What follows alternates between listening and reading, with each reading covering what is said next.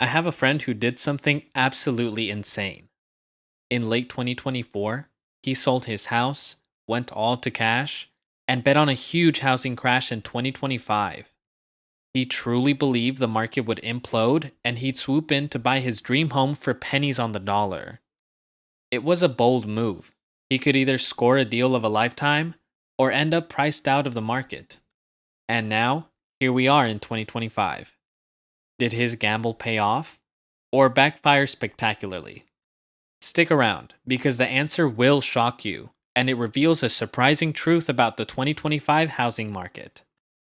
Quick heads up, I'm not a financial advisor. This is just educational content, so do your own research. My friend wasn't alone. For months, plenty of people online were convinced that soaring rates plus record prices equals imminent collapse. It seemed logical. How could home prices keep rising when mortgage rates got so expensive? Yet 2025's reality turned out very different. Spoiler, we didn't get another 2008. In fact, home prices nationally have stayed near record highs. The median US home sold for about $423,000 in May 2025, an all time high for that month, and part of 23 straight months of year over year price increases. Instead of crashing, prices have been creeping up. Wait, what? How is that possible? Weren't homes supposed to be unaffordable ghost towns by now? One big reason: mortgage rates locked the market in place. Rates spiked above 7% in early 2025, the highest in decades, before settling around the high 6% range. When rates jumped, many buyers said, "Nope, we'll wait." Meanwhile, homeowners sitting on 3% loans felt trapped. Why sell and trade a 3% mortgage for a 7% one? So nobody wants to sell and fewer can afford to buy. Home sales have been running at only about 75% normal for the past 3 years. It's like a game of musical chairs, where the music paused, everyone just stays put. This stalemate kept housing supply extremely tight. Sure, inventory in mid 2025 crept up to about a 4.6 month supply from 3.8 months a year earlier. That's an improvement, but still below the 5 to 6 months needed for a balanced market. Many areas remain sellers' markets because there aren't enough homes for all the buyers out there. And demand may be cooler than in 2021's frenzy, but it's far from gone. Millions of millennials still want homes. They're just stuck, waiting. One economist noted home sales have been weak, despite 7 million new jobs, meaning pent up demand is building, like water behind a dam. The moment prices or rates dip a bit, a wave of those buyers will rush in, ready to snap up houses and prop up prices.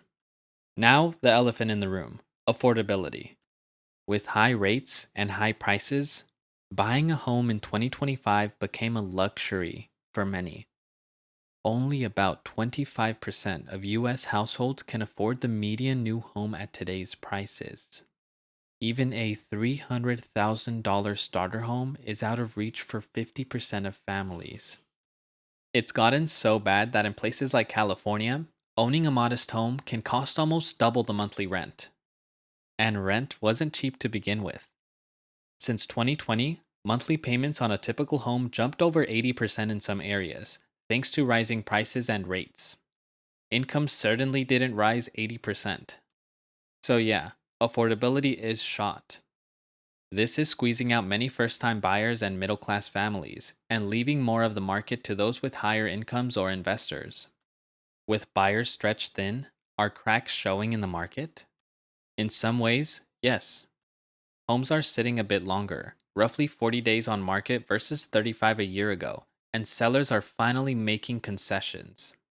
Nearly half of sellers have been offering perks to buyers, and many builders have cut prices, about 5% on average, while throwing in incentives. These are signs of a gradual rebalancing. In fact, analysts at Redfin predict a gentle 1% dip in US home prices by the end of 2025, as inventory reaches the highest level in 5 years in some areas. But real estate is hyper local. Some markets, especially affordable Midwest cities, may keep seeing price gains, while some overheated boomtowns might see bigger declines. It's a mixed bag out there. All this raises the big question: could a housing crash still happen? Could my friend's wild predictions still come true after all? There is one scenario that could change everything, and we'll get to that in just a second. But really quick, if you're enjoying this breakdown and want more clear, no nonsense financial insights, do me a favor and hit that subscribe button and give this video a thumbs up. It really helps the channel and ensures you don't miss the coming updates. Alright, back to the story. So, what's the ticking time bomb that could tank the 2025 housing market?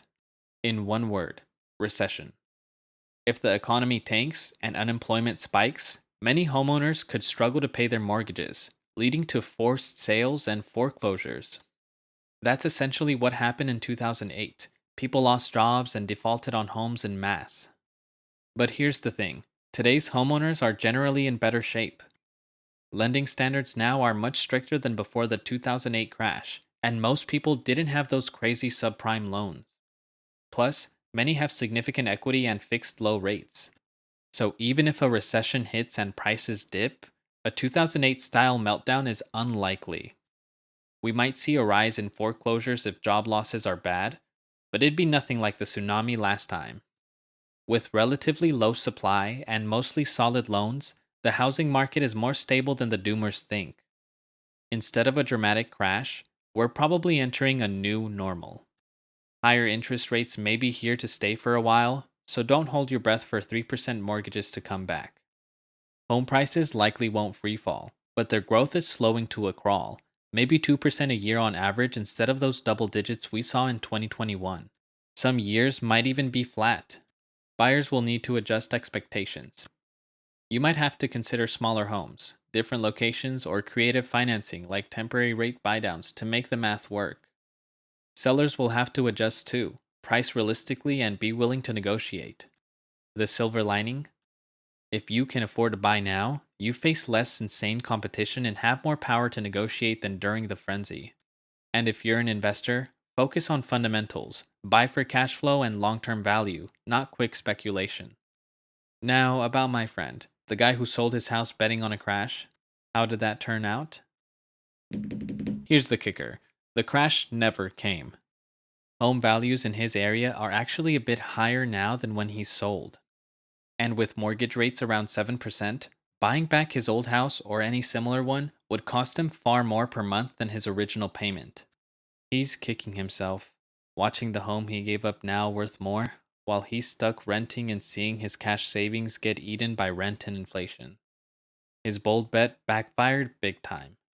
But it taught a valuable lesson. Timing the housing market is extremely hard, even for the experts. Instead of gambling on a crash that may never happen, he would have been better off holding onto an affordable home or at least having a backup plan. The 2025 housing market, as crazy as it is, reinforced an old truth: don't bet against the US housing unless you're prepared to be wrong. It's not that housing never goes down, it does, but it often defies the doomsayers. The smarter move is to buy or sell based on your own needs and means, with a long term perspective, rather than trying to time an unpredictable market. If you got value from this video, make sure to like it and subscribe to Pinnacle Ledger for more insights on real estate, investing, and the economy. Thank you so much for watching, and I'll see you on the next one.